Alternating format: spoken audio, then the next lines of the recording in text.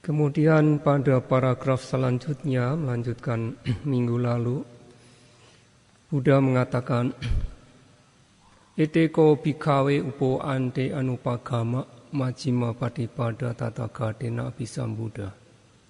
Caku karani nyana karani upasamaya abhinyaya sambodaya nibbanaya sangwadati. Nah, di kalimat tersebut ya secara ringkas adalah Buddha mengatakan bahwa ada manfaat dengan mengikuti atau mempraktekkan jalan mulia yang berfaktor 8 tadi, yang disebut di situ sebagai jalan tengah. Ya, Buddha belum mengatakan sebagai jalan mulia, jalan Arya yang berfaktor 8. Beliau hanya mengatakan jalan tengah. Karena di kalimat atau paragraf sebelumnya adalah Buddha menjelaskan tentang 2 ekstrim. Jadi, para biku, ya, ete upo ante, ini 2 ekstrim ini, ya, anupagama, kita tidak mendekat ke situ. Maksudnya kita menghindari. Para biku, dengan menghindari 2 ekstrim ini, ya, maka Tathagata, Buddha atau Tathagata yang sempurna, memahami sepenuhnya, ya, memahami secara lengkap yang disebut jalan tengah. Ya, Tathagatena majjhima patipada abhisambuddha. Ya. Jadi hanya dengan menghindari 2 ekstrim tadi, ya, meninggalkan ekstrim pemanjaan diri pada kesenangan indriawi dan praktek penyiksaan diri, maka dengan meninggalkan 2 hal itu, maka Tathagata memahami dengan sepenuhnya, memahami dengan sempurna apa yang disebut sebagai jalan tengah. Nah, maka ketika menapak pada jalan tengah tadi, maka ada manfaatnya. Ketika menjalani 2 ekstrim tadi, pemuasan kesenangan indriawi maupun penyiksaan diri, tidak ada manfaatnya, tidak ada hasilnya. Hanya rasa sakit waktu pelaksana penyiksaan diri, ataupun bertambahnya nafsu keinginan karena pemuasan kesenangan indriawi. Tetapi dengan melalui jalan tengah, mempraktekkan jalan tengah, maka tampak hasilnya. Ya, yaitu disebutkan ada 6 manfaat. Yaitu cakukarani, ya, nyanakarani. Cakukarani adalah membawa pada atau menghasilkan penglihatan atau visi. Ya. Nyanakarani adalah menghasilkan pengetahuan nyana. Upasamaya akan membawa kepada ketenangan. Abhinyaya akan menghasilkan pengetahuan tinggi. Sambodaya menghasilkan pencerahan atau pengetahuan penembusan. Dan nibbana adalah, nibbanaya sangwadati adalah, ya, pencapaian nibbana, merealisasikan nibbana. Jadi ada 6 manfaat tadi. Jadi kita menghindari 2 ekstrim, ya. Kita sedikit review yang minggu kemarin, bagaimana kita menghindari 2 ekstrim. Yang pertama adalah dengan perenungan. Perenungan ketika kita menggunakan, ya, jiwara pakaian kita, ketika kita mengkonsumsi makanan, ketika kita menggunakan tempat tinggal ini, ya, ketika kita menggunakan obat-obatan. Jadi 4 kebutuhan pokok itu, terutama pada 4 kebutuhan pokok tadi. Kita di sini sebetulnya, saudara-saudara juga sebagai yogi, meskipun sebagai umat awam, Ya, ketika bermeditasi secara intensif ya tidak ada bedanya seperti para biku. Kebutuhannya adalah 4 kebutuhan pokok ini tadi. Maka kalau kita merenungkan di setiap kali penggunaan, misalnya pakaian, kita merenungkan mengenakan pakaian ini, mengenakan jubah ini hanya untuk melindungi diri dari apa? Dari panas, dari dingin, melindungi diri dari gigitan nyamuk, lalat ternak disebutnya. Kemudian melindungi diri dari angin, sengatan sinar matahari, dari serangga, dari binatang yang melata demikian. Hanya untuk menutupi, kegunaannya hanya sekedar untuk menutupi bagian yang membuat diri kita malu. Ya. Ketika mengkonsumsi makanan, kita juga merenungkan. Ya. Kita merenungkan bahwa kita mengkonsumsi makanan ini, ya, nak dawaya bukan untuk kesenangan, nak madaya bukan untuk ketagihan demikian, mabuk gitu. Karena kita suka, misalnya kita suka dengan suatu makanan tertentu, kalau kita tidak memberikan perenungan, kita ingin itu yang lebih banyak gitu.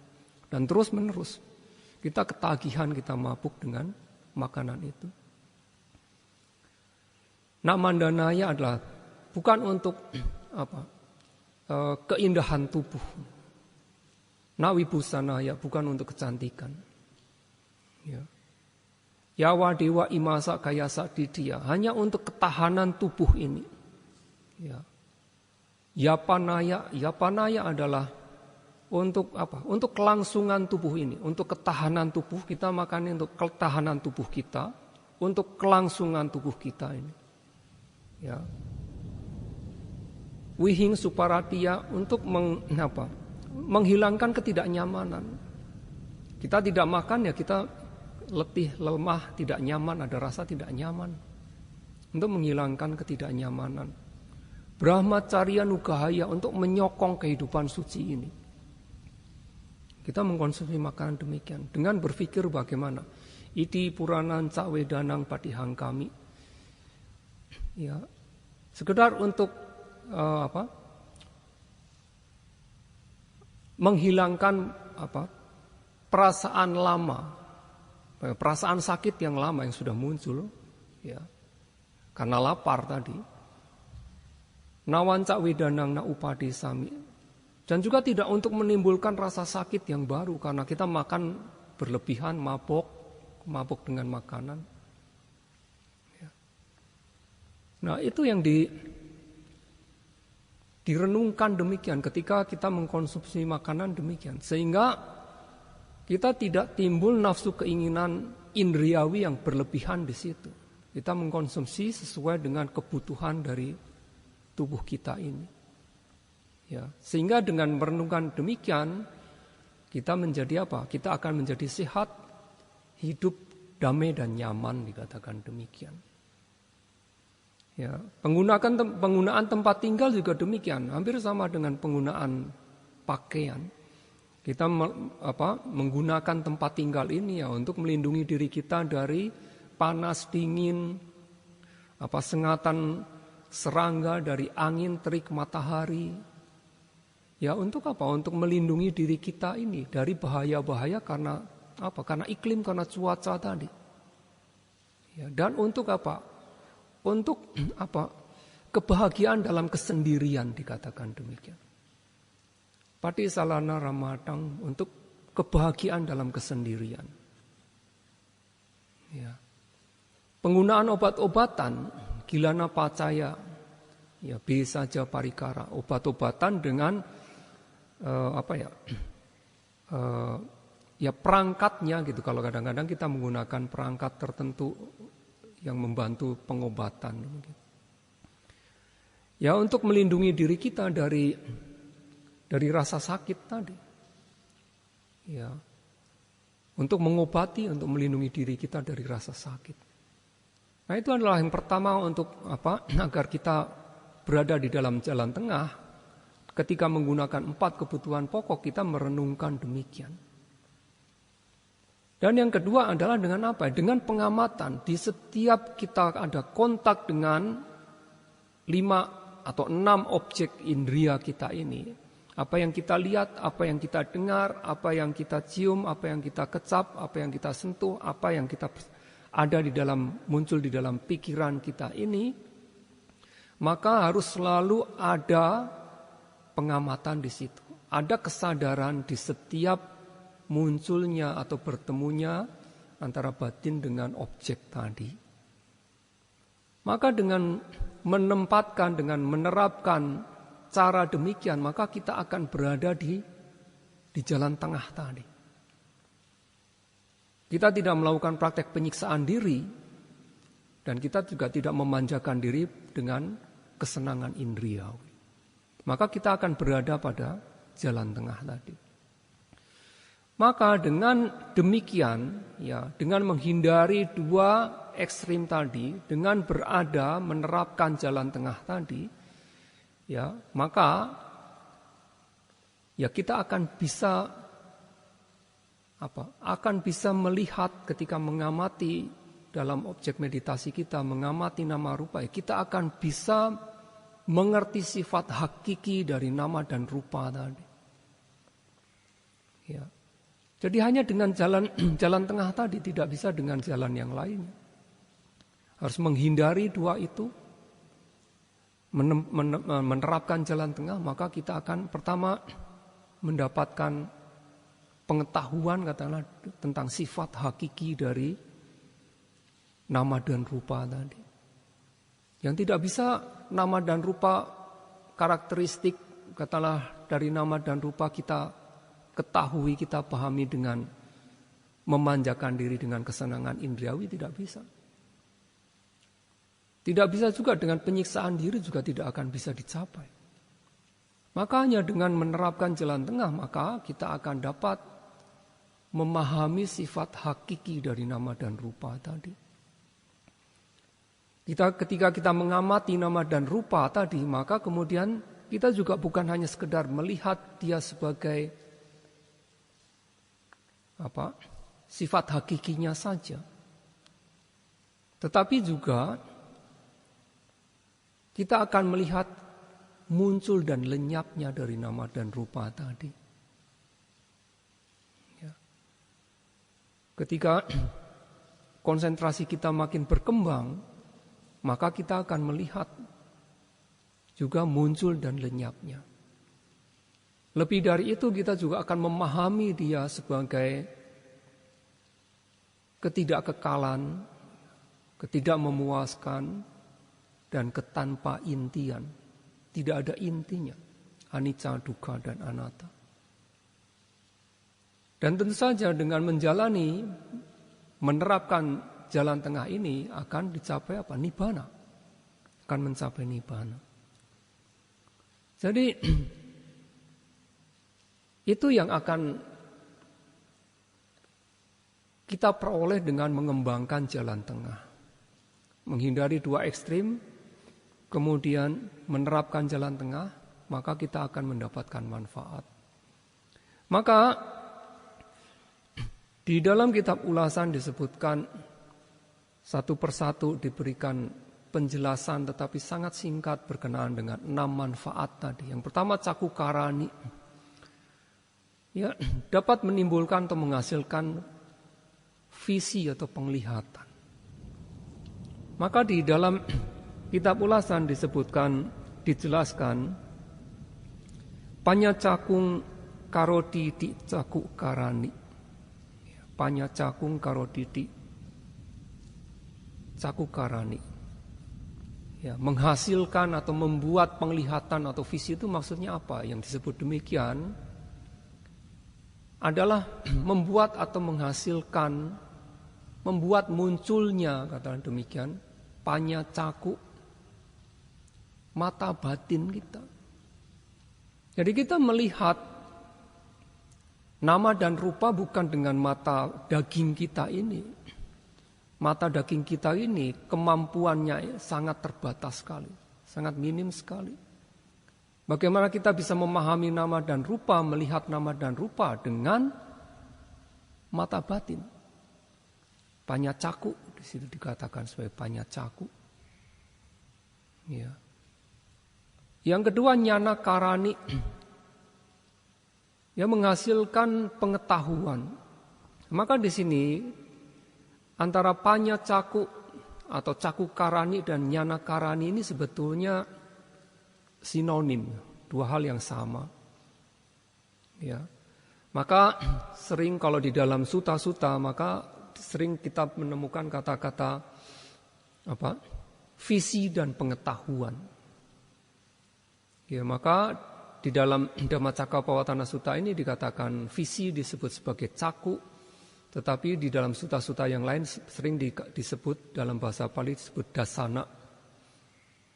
Ya, dan nyana adalah sama. Ya, nyana dasana di sini ada caku dan nyana. Ya. Nah, maka visi dan pengetahuan kita akan mendapatkan dengan mengembangkan jalan tengah ini, kita akan mendapatkan visi dan pengetahuan. Visi dan pengetahuan apa? Ya, visi dan pengetahuan ya tentang nama dan rupa dan tentang nibbana tentunya.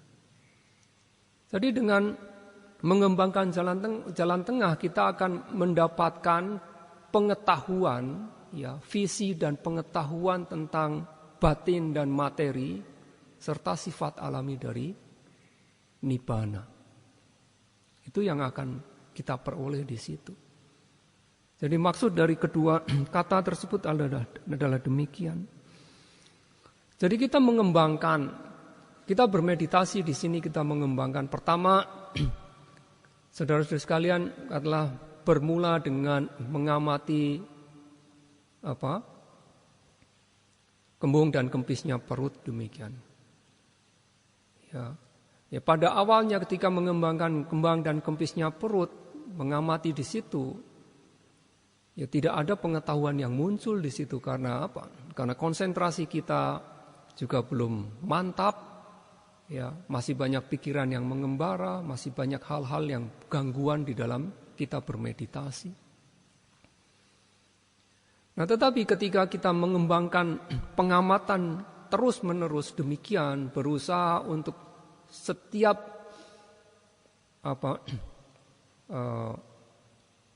gerakan, setiap aktivitas yang terjadi dari nama dan rupa dalam tubuh kita ini kita amati, maka ya lambat laun akan terjadi ketenangan dalam diri kita. Batin kita akan menjadi tenang.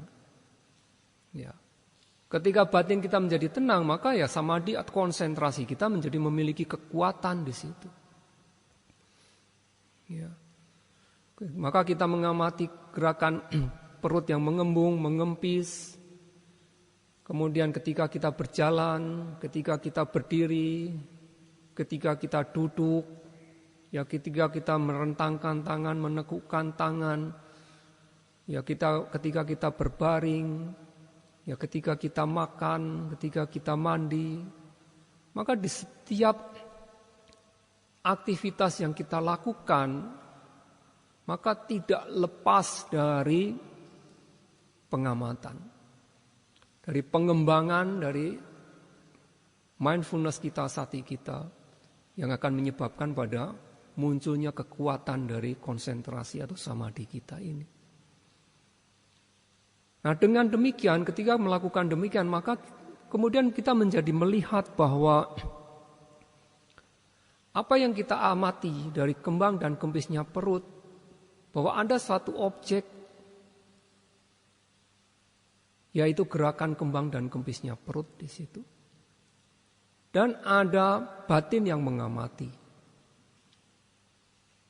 Maka timbul pengetahuan secara intuitif bahwa apa yang kita amati ini ternyata hanya ada objek yang berbentuk materi dari kembung dan kempisnya perut tadi, dan dari ada batin yang mengamati. Ya, maka ada batin dan ada materi. Di setiap kita melakukan aktivitas, akhirnya apa yang kita lihat akan hanya ada batin dan materi, nama dan rupa. Setiap kali nama dan rupa. Nah, kita melihat nama dan rupa ini dengan mata batin kita ini. Dan karena kekuatan konsentrasi kita, maka ketika melihat itu seperti kita melihat sesuatu yang ada di telapak tangan kita gitu, seolah-olah demikian. Maka itulah dikatakan sebagai cakukarani, menghasilkan penglihatan fisik. Seperti atau seolah-olah kita melihat langsung ada sesuatu di telapak tangan kita, demikian. Di depan kita ini seperti kita melihat langsung. Seolah-olah demikian. Itulah mengapa disebut sebagai cakukarani, ya, atau panyacaku, demikian. Nah, kemudian kita mengembangkan atau melanjutkan meditasi kita selanjutnya. Maka ketika kita melanjutkan, ya, maka mindfulness kita saat ini kita menjadi semakin tajam. Ya, dengan demikian juga konsentrasi kita menjadi semakin kuat. Maka akhirnya kita melihat, ya, bukan sekedar sifat hakiki, sifat karakteristik dari nama dan rupa itu saja, tetapi kemudian kita melihat bahwa ada hubungan antara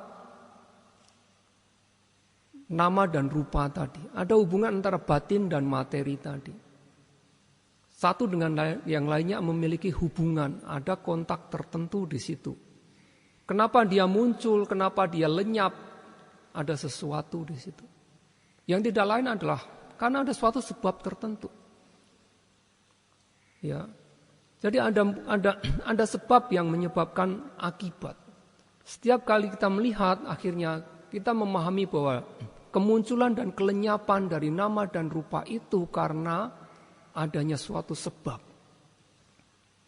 Dia tidak akan muncul tanpa sebab. Ketika kita ingin merentangkan tangan, maka ada keinginan. Ada keinginan untuk merentangkan tangan, maka tangan terentang. Ada keinginan untuk menekukkan tangan, maka tangan kita menekuk. Kalau kita tidak ada keinginan untuk merentangkan dan menekukkan tangan, maka tangan kita tidak akan merentang dan menekuk. Nah, kita bisa melihat sebabnya, kenapa sih tangan kita merentang? Kenapa tangan kita menekuk? Kita sekarang melihat sebabnya di situ. Ternyata ada keinginan di situ. Ketika tidak ada keinginan, maka tidak terjadi gerakan tersebut. Ya. Demikian pula ketika kita melihat ada yang disebut melihat. Bagaimana melihat ini terjadi? Melihat terjadi karena ada sebabnya, karena ada sesuatu. Berdasarkan sesuatu melihat ini terjadi. Karena ada apa? Karena ada caku, ada mata. Ya, dan karena ada bentuk penglihatan rupa. Maka caku atau mata di sini adalah bukan mata daging saja di sini, tetapi yang dimaksud di situ adalah materi sensitif mata atau caku pasada. Di dalam bahasa Pali dikatakan caku pasada. Nah, maka karena ada caku pasada, ya di dalam bola mata kita ini, mungkin di dalam retinanya terutama, tersebar ya berjuta-juta katakanlah caku pasada, materi sensitif mata, maka dia memiliki kemampuan untuk menangkap bayangan, katakanlah menangkap objek penglihatan atau rupa tadi. Ya. Nah, maka ketika ada caku pasada, ya, ada rupa, ada objek penglihatan, maka muncul yang disebut kesadaran melihat. Nah, kita melihat. Kalau tidak ada itu tidak bisa. Ya. Itulah maka di dalam Ya, di dalam teks kanon Pali disebutkan bagaimana cakunca patica rupeca upajati cakuwinyana. Ya, cakunca rupeca upajati cakuwinyana. Ya. Ya, karena adanya kondisi, ya, karena ada sebabnya, ada caku, dan karena ada rupa bentuk penglihatan, upajati muncul cakuwinyana, kesadaran mata. Maka kita melihat. Nah, demikian pula pada indria yang lainnya, sotanca sadeca upajati sotawinyana. Ya. Sota adalah telinga. Yang dimaksud adalah materi sensitif telinga yang ada di dalam telinga tadi, dalam telinga kita ini. Karena ada materi sensitif telinga, dia bertemu dengan sada atau suara, maka muncul sotawinyana, kesadaran telinga. Kita mendengar. Sebab kita mendengar. Ya. Gananca patica gandeca upajati gana winyanang. Ya, karena ada ya gana pasada, ya materi sensitif hidung, dan karena ada gandeca, dan karena ada bau, ya bau-bauan, upajati muncul gana winyanang. Kesadaran hidung, kita dapat membau, mencium. Ya, jadi gananca patica gandeca upajati gana winyanang. Ya. Bagaimana dengan pengecapan kita? Jiwanca patica raseca upajati jihwa winyanang. Ya, karena ada materi sensitif lidah dan karena ada rasa, maka muncullah kesadaran lidah. Kita bisa mengecap gitu, memahami seperti apa rasa itu. Ya. Kayanca patica potabeca upajati kaya winyanang. Karena ada kaya pasada, materi sensitif tubuh, dan karena ada sentuhan, karena objeknya, karena ada objek sentuhan, potaba, upajati muncullah kaya winyanang, kesadaran tubuh. Kita merasakan ada sentuhan di situ. Mananca patica dameca upajati manowinyanang. Karena ada pikiran, ya, karena ada batin atau pikiran kita. Dameca karena ada objek batin, objek dari batin. Ya, jadi objek-objek lain selain dari 5 objek indria, ya sering disebut sebagai hanya dhamma saja. Maka ini kadang-kadang diterjemahkan sebagai mental object. Ya, tidak tepat sekali mind object atau mental object, tidak tepat. Karena yang dimaksud dengan dhamma di sini adalah pokoknya segala sesuatu, semuanya selain dari 5 objek indria tadi. Ya. Nah, itu akan muncul manowinyana, kesadaran batin, kesadaran pikiran disebutnya. Jadi selain dari 5 objek indria tadi, apa yang kita serap hanya dengan menggunakan batin kita atau pikiran ini, maka itu disebut sebagai manowinyana. Ya, mano adalah pikiran, sebenarnya suatu bentuk kesadaran, winyana juga kesadaran. Ya, maka adalah istilah khusus di dalam Bali disebut manowinyana, kesadaran pikiran, kesadaran batin. Untuk mengenali objek-objek selain dari 5 objek indria. Ya. Jadi kita melihat ketika konsentrasi kita menjadi semakin berkembang, kita melihat adanya suatu sebab dan akibat bahwa bagaimana kita bisa melihat, mendengar, mencium, mengecap, menyentuh, mengenali objek-objek yang lain karena ada suatu sebabnya. Karena apa? Karena ada materinya. Karena ada caku pasada, ada rupa, ada sota pasada, ada sada, ada gana pasada, ada ganda, ada jiwa pasada, ada rasa, ada kaya pasada, ada potaba, ada mana dan ada dhamma. Hanya dengan itu maka muncul yang disebut caku winyana, sota winyana, gana winyana, jiwa winyana, kaya winyana, mano winyana itu akan muncul demikian. Maka dia merupakan hubungan suatu sebab dan akibat. Kalau tidak ada caku, tidak ada rupa, tidak akan muncul caku winyana, tidak akan muncul. Atau salah satu caku pasada tidak ada, bagaimanapun juga caku winyana juga tidak akan muncul. Jadi kedua hal ini, sebab dan akibat ini menjadi jelas seperti kita melihat dengan mata ini kita sendiri ini. Maka itulah dikatakan caku karani, nyana karani, visi dan pengetahuan itu muncul secara jelas di depan, karena di depan seperti di depan mata kita ini. Ya. Nah, ketika mengembangkan lagi, kita melanjutkan meditasi, maka kita akhirnya memahami ya bahwa nama dan rupa ini, ya apa yang kita lihat dia hanya akan muncul dan lenyap. Setiap kali kita amati dia hanya muncul dan lenyap. Maka kita akan kemudian mendapatkan suatu pengetahuan secara intuitif bahwa apa yang disebut nama dan rupa itu tidak kekal, anicca. Ya.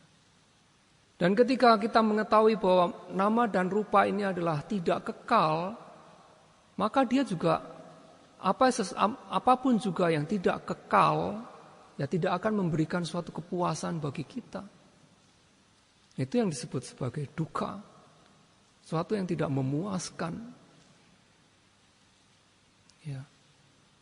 Dan karena apa yang tidak kekal, apa yang tidak dapat memberikan suatu kepuasan, maka kenapa demikian? Karena dia tidak memiliki suatu yang inti. Kita tidak memiliki suatu pengendalian terhadap nama dan rupa tadi. Dia muncul dan lenyap banyak. Ya secara alami dia akan muncul dan lenyap demikian. Karena ada sebab, ada akibat, dia muncul dan lenyap. Kita tidak memiliki kekuatan pengendalian atas nama dan rupa tadi.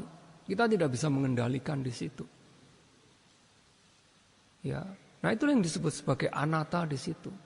Ketidakmampuan kita untuk mengendalikan nama dan rupa, itu yang disebut sebagai anatta. Yang diterjemahkan sebagai tanpa diri, atau tiada inti. Ya, orang kalau hanya sekedar membaca dari buku-buku terjemahan ketidakkekalan gitu, mungkin agak cukup bisa diterima gitu ya. Ketidakmemuaskan mungkin juga cukup diterima. Tapi kalau anatta diterjemahkan bukan aku, apa itu? Anatta bukan aku. Maksudnya apa bukan aku? Tidak ada inti diri. Ya, anatta, na'ata, na bukan, ata aku, bukan aku. Ya, terjemahan secara harfiah demikian, tapi orang tidak mengerti. Anatta bukan aku. Bukan aku, anatta, karena kenapa disebut anatta? Karena dia tidak memiliki, ya, memang tidak ada intinya, tidak ada sesuatu yang kokoh di situ.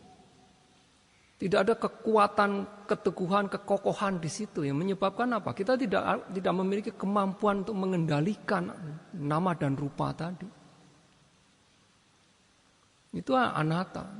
Sehingga ya penterjemahan secara harfiah, tetapi pemahamannya itu yang harus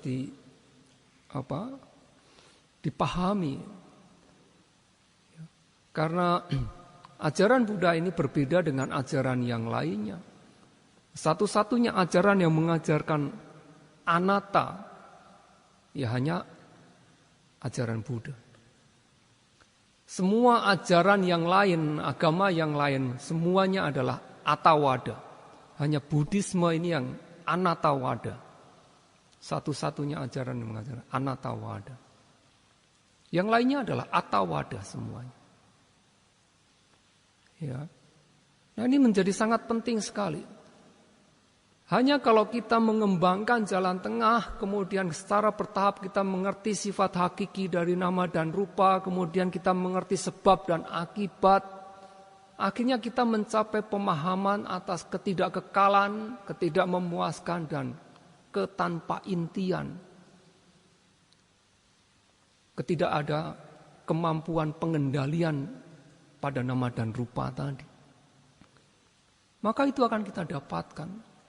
Nah, maka pengetahuan itu disebut sebagai samasana nyana, pengetahuan pemahaman secara komprehensif katakanlah terhadap nama dan rupa, karena apa yang ada di dunia ini ya yang sesungguhnya hanyalah nama dan rupa, tidak ada entitas, tidak ada kesatuan yang lainnya, hanya nama dan rupa saja. Itu adalah ultimate realities-nya demikian.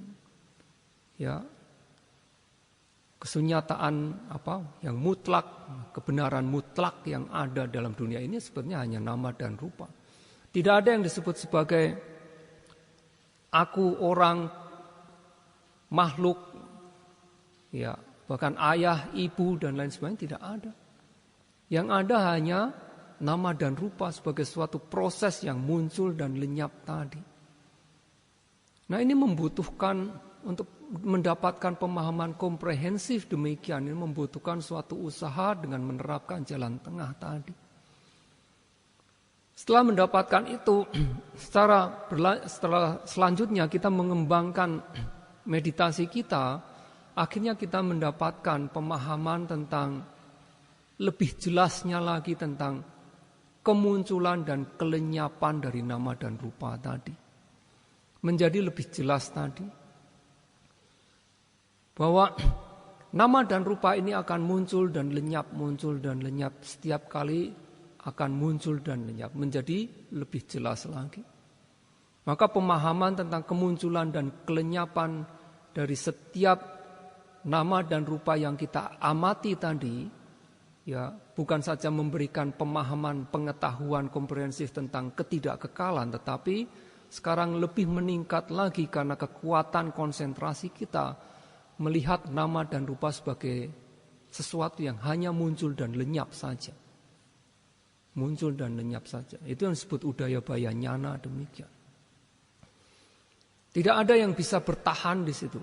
Hanya muncul dan lenyap, muncul dan lenyap. Ketika kita melanjutkan lagi, maka kita akan melihat bukan muncul dan lenyapnya. Akhirnya karena kekuatan dari konsentrasi kita, yang kita lihat adalah hanya kelenyapannya saja.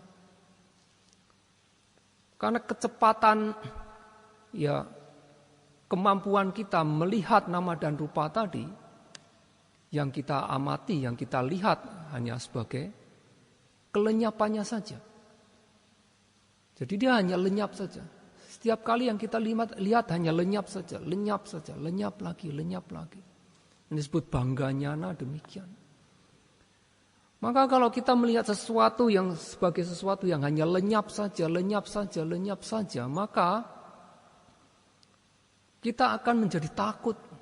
Nah, apa yang kita lihat sebagai nama dan rupa itu hanya lenyap saja. Yang tadinya kita andalkan sebagai sesuatu, oh ini cantik, ini milikku, aku suka ini, aku kembangkan ini. Saya memiliki kemelekatan terhadap tubuh ini. Ternyata dia hanya lenyap saja, maka timbul rasa takut di situ. Maka adalah pengetahuan tentang rasa takut, baya nyana. Timbul rasa takut terhadap nama dan rupa tadi. Ya, ketika timbul rasa takut terhadap nama dan rupa, kita tetap melanjutkan meditasi kita dengan kokoh, menerapkan jalan tengah tadi. Maka kita menjadi apa? Kita menjadi enggan, katakanlah demikian. Dengan nama dan rupa tadi. Kenapa kita harus bertahan dengan nama dan rupa tadi? Ya kita enggan, kita merasakan bahwa kalau kita bertahan dengan nama dan rupa saja, yang kita anggap oh ini milikku dan lain sebagainya, itu hanya akan membawa pada ya kelenyapan dan tidak ada hal yang kita bisa pegang sesungguhnya. Maka kita enggan untuk mendapatkan itu. Merasakan dia sebagai suatu bahaya. Jadi rasa takut menimbulkan suatu rasa bahaya. Atau enggan terhadap nama dan rupa itu. Ya. Kemudian bukan hanya enggan terhadap nama dan rupa, kita menjadi kecewa juga. Ya. Jadi kita kecewa terhadap nama dan rupa yang kita anggap bahwa ini adalah segalanya. Oh, nama dan rupa ini yang membuat diri saya ini segalanya. Oh, saya memiliki ini. Oh, saya ini ganteng. Oh, saya ini cantik. Saya memiliki kekayaan. Semuanya milikku. Gedung ini milikku. Tempat meditasi milikku. Aku bisa makan dengan enak di sini. Semuanya bisa aku miliki. Ternyata semua itu hanya lenyap saja. Ya, hanya muncul dan lenyap dan hanya lenyap saja. Maka bukan hanya keengganan terhadap nama dan rupa, tetapi juga kekecewaan kita terhadap nama dan rupa. Maka timbul pengetahuan tentang kekecewaan di situ. Nah, maka kalau kita kecewa terhadap nama dan rupa, maka akan mendorong kita menjadi apa? Ingin bebas dari nama dan rupa. Saya mau bebas dari nama dan rupa, karena nama dan rupa ini tidak bisa diandalkan lagi. Saya ingin bebas dari nama dan rupa. Lepas dari nama dan rupa tadi. Tetapi untuk bisa lepas dari nama dan rupa tidak ada cara lain. Harus kita kembali lagi untuk mengamati nama dan rupa. Itu yang disebut patisangka nyana. Jadi dari pengetahuan anicca dukkha dan anatta, ya samasana nyana, muncul udaya baya nyana, muncul bangga nyana, baya nyana, adinawa nyana, nibbida nyana, mucitu kamyata nyana. Ya. Patisangka nyana, untuk bisa lepas, kita ingin bebas, keinginan kita untuk bebas dari nama dan rupa, kita harus kembali lagi, tidak ada jalan lain, hanya dengan mengamati nama dan rupa lagi. Tidak ada cara lain. Maka ketika kita mengamati kembali nama dan rupa itu, maka akhirnya kita mencapai pada pengetahuan yang disebut keseimbangan batin kita ini. Batin kita menjadi tenang seimbang. Itu yang disebut sangkarupeka nyana. Batin kita menjadi tenang, menjadi seimbang terhadap nama dan rupa tadi. Kita bahwa nama dan rupa ini yang memang memiliki sifat dari muncul dan lenyap tadi. Dia memiliki sifat ketidakkekalan, ketidakmemuaskan, dan tanpa inti. Ya, kita menjadi seimbang akhirnya di situ. Nah, maka untuk mencapai nyana-nyana pengetahuan-pengetahuan yang disebut visi dan pengetahuan ini secara bertahap, dia akan muncul secara bertahap, tidak bisa meloncat, dan hanya dengan menerapkan jalan tengah tadi. Ya, jadi hanya kita mengerahkan usaha kita untuk menerapkan jalan tengah ini, maka di setiap apa yang kita amati, ya, gerakan kembung-kempis perut kita, ketika kita mengamati rasa sakit, ketika kita mengamati ketika kita makan, kita berjalan, ketika kita berdiri, ya, di setiap aktivitas yang kita lakukan, apabila kita bisa memberikan pengamatan secara terus-menerus tanpa terputus, menyebabkan kekokohan kekuatan dari konsentrasi kita, dan disitulah menyebabkan akan munculnya visi dan pengetahuan itu. Ya, jadi akan secara bertahap tadi. Ya. Nah, maka setelah kita mendapatkan mencapai sangkarupeka nyana. Ya. Nah, ini ada suatu dikatakan sebagai pemberhentian terakhir. Kita bisa berhenti di situ. Ya, yogi banyakan yang belum bisa merealisasikan pencapaian maga pala akan berhenti di sangkarupika nyana di situ.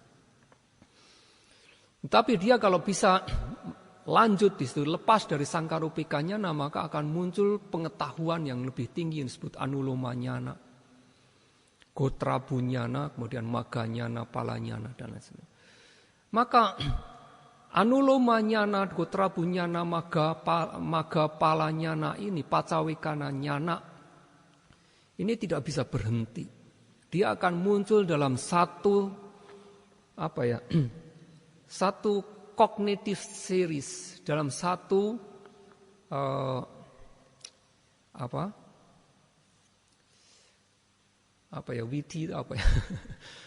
dalam satu proses pikiran.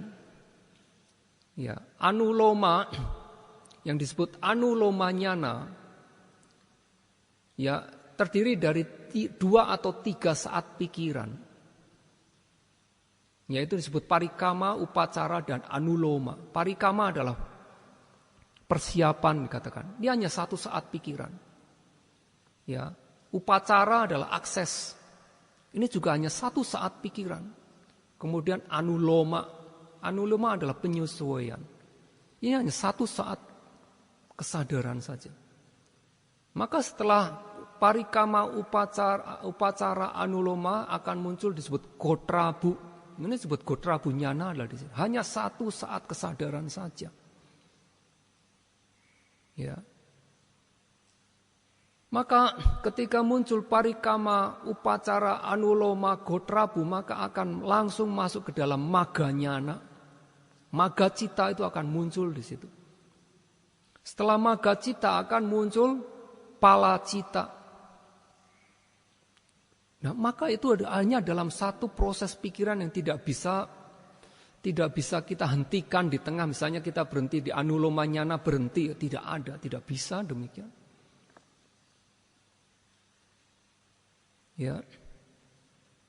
Jadi ada orang yang mengatakan, oh saya ingin tahu orang itu sudah mencapai, dia berlatih meditasi vipassana sudah mencapai gotrabu nyana, tidak ya. Ya dia yang tidak tahu. Dia tidak tahu proses pikiran. Tidak bisa berhenti di gotrabu nyana, tidak bisa berhenti. Begitu gotrabu dia akan masuk ke dalam maga. Setelah maga pasti akan langsung ke dalam pala. Itu tidak bisa berhenti di tengah-tengah. Karena itu adalah satu proses pikiran. Maka bagi disebut manda pugala, bagi individu yang lamban katakanlah demikian. Maka prosesnya ada dengan parikama, upacara, anuloma, gotrabu, maga, pala. Ya. Ya, pala ini bisa 1 saat pikiran, bisa 2 saat pikiran. Tetapi kalau dia sebagai jenis individu yang lamban disebut manda pugala, maka ya pala cita ini akan muncul 2 kali, 2 saat kesadaran. Ya, karena apa? Karena jawana, proses jawana itu terdiri dari 7 saat kesadaran.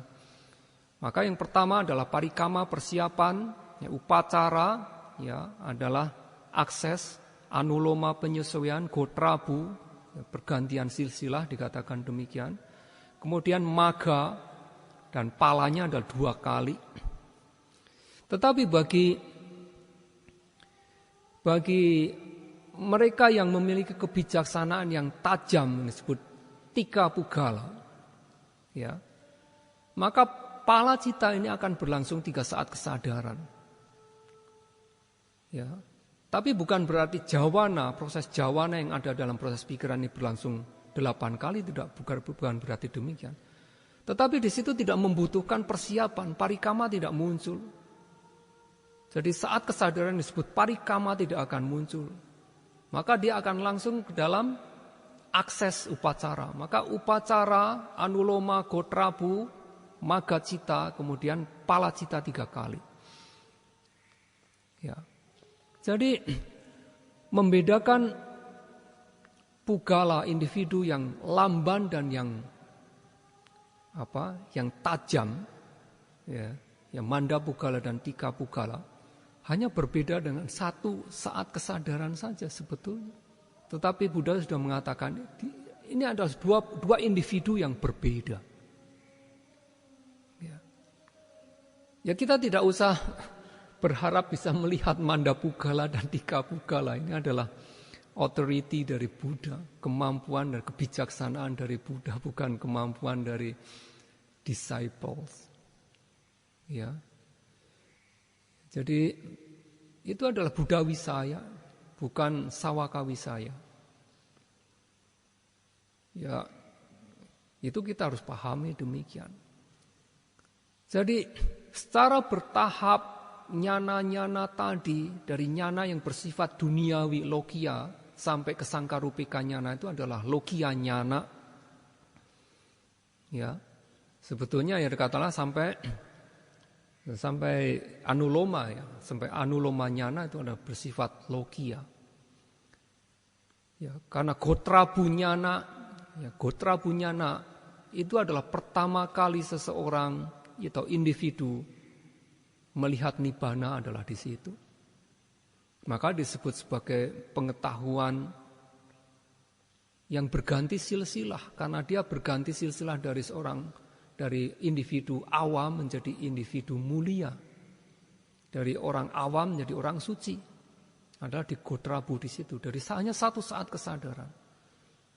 Dan muncul Magacita. Maka ketika Magacita muncul, dia adalah orang suci. Dia adalah orang mulia, dia Arya Pugala sudah di situ.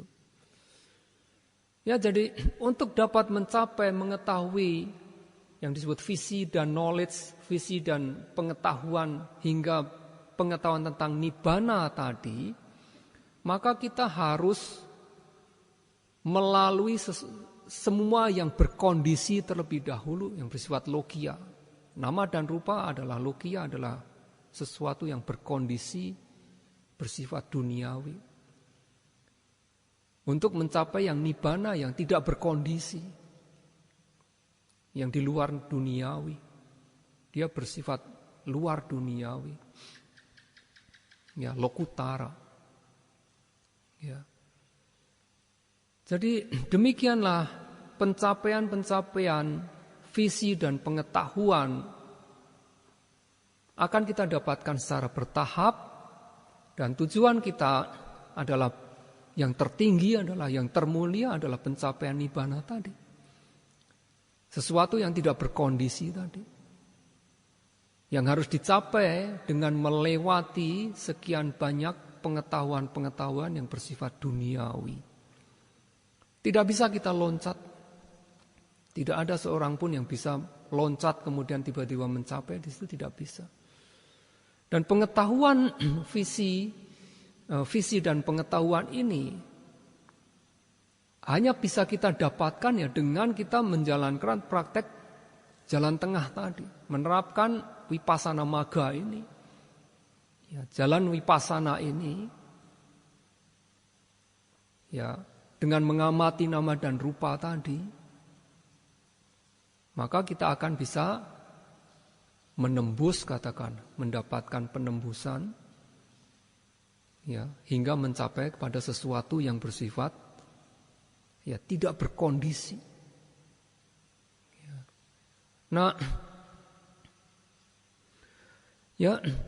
Nah, secara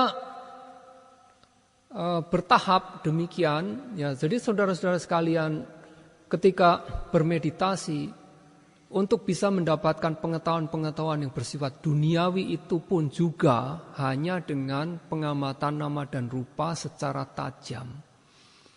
Maka seperti yang minggu lalu saya katakan juga, bahwa kita mengamati apapun yang terjadi ketika kita misalnya duduk bermeditasi, kita amati rasa sakit, kita harus berani memberikan pengamatan secara tajam terhadap rasa sakit tadi itu. Seperti apa yang saya ceritakan, ya ada ya anak ya retret remaja tadi, bagaimana dia bisa memberikan pengamatan terhadap rasa sakitnya tadi itu, sehingga Seperti dia melihat rasa sakit itu di depan mata dia gitu. Seperti melihat itu di telapak tangannya gitu. Ada sesuatu di telapak tangan saya lihat, oh itu rasa sakit. Dan tidak terpengaruh dengan rasa sakit. Kalau saudara bisa melihat rasa sakit sebagai rasa sakit, itu yang dikatakan demikian. Ya. Melihat ya secara apa adanya di situ rasa sakit sebagai rasa sakit, maka saudara tidak akan terpengaruh lagi dengan rasa sakit tadi. Maka saudara akan bisa duduk berjam-jam, saudara bisa duduk di situ. Kenapa demikian? Kenapa bisa berjam-jam? Karena Anda tidak terpengaruh oleh rasa sakit. Ya. Dan karena Anda mendapatkan objek yang sangat jelas di situ. Ketika saudara bisa melihat objek dengan jelas, tidak ada rasa mengantuk, tidak terpengaruh rasa sakit, maka saudara hanya akan melihat ini sebagai sesuatu objek yang menarik di situ.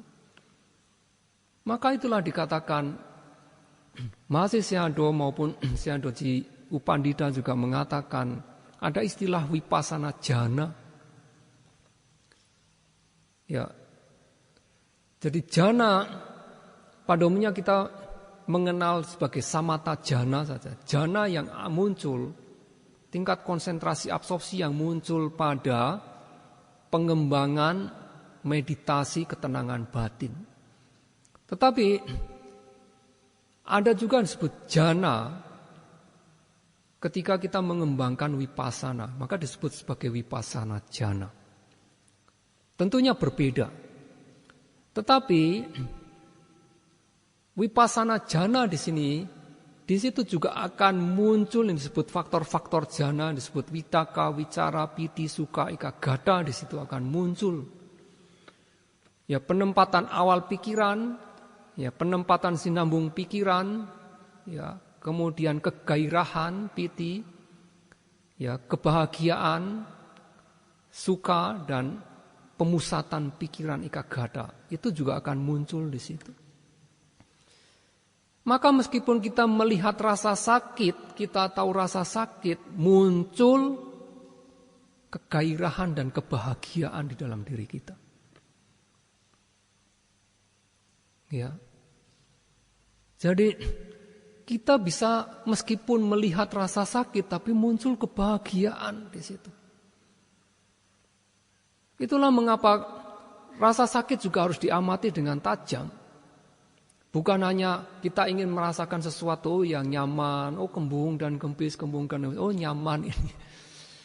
Ketika Anda nyaman kembung dan kempis saja, ya akhirnya tidak memberikan usaha yang cukup, ya akhirnya rasa mengantuk akan terjadi di situ. Maka di dalam kita melakukan meditasi, maka objek yang jelas sangat dibutuhkan di situ. Kita mengawali suatu meditasi dengan objek yang tidak jelas, yang kabur, maka perkembangan dari meditasi kita juga akan terhambat. Ya, mengapa kita mengamati kembang dan kempisnya perut? Tidak dengan misalnya dengan keluar masuknya nafas di hidung di sini. Karena kita melihat bahwa gerakan di sini akan lebih jelas daripada keluar masuknya nafas di situ. Meskipun kita bisa berwipasana dengan mengamati keluar dan masuknya nafas. Ya. Tetapi kita di sini di dalam teknik Mahasi, ya kita diinstruksikan untuk melihat kembang dan kempisnya perut. Di situ untuk mengamati dari unsur udara sebetulnya. Terutama adalah unsur udara yang berperan besar di dalam gerakan dari kembang dan kempisnya perut. Di situ adalah unsur udara. Ya. Nah, dia akan lebih jelas. Ya, dia akan lebih mudah untuk diamati di situ karena dibantu dengan adanya suatu gerakan. Nah itulah yang akan mendorong kecepatan dari konsentrasi kita. Nah, itu yang harus kita jaga. Saudara hanya mengamati kembang dan kempisnya perut tanpa menjaga keseimbangan dari konsentrasi dengan wirya, dengan semangat tadi, maka bisa timbul kegelisahan ataupun rasa mengantuk. Jadi itu yang harus dijaga. Saudara bisa menjaga di sini antara wirya dengan konsentrasi Anda jaga dengan seimbang. Maka nyana-nyana tadi, visi dan pengetahuan tadi, ya maka dia akan muncul, akan membuahkan hasil. Ya, saya akhiri di sore hari ini terlebih dahulu. Ya, semoga apa yang sudah kita diskusikan pada sore hari ini, ya, semoga saudara-saudara sekalian dengan menerapkan jalan tengah, ya, memberikan usaha yang lebih dengan menerapkan jalan tengah di dalam praktek meditasi vipassana saudara-saudara sekalian.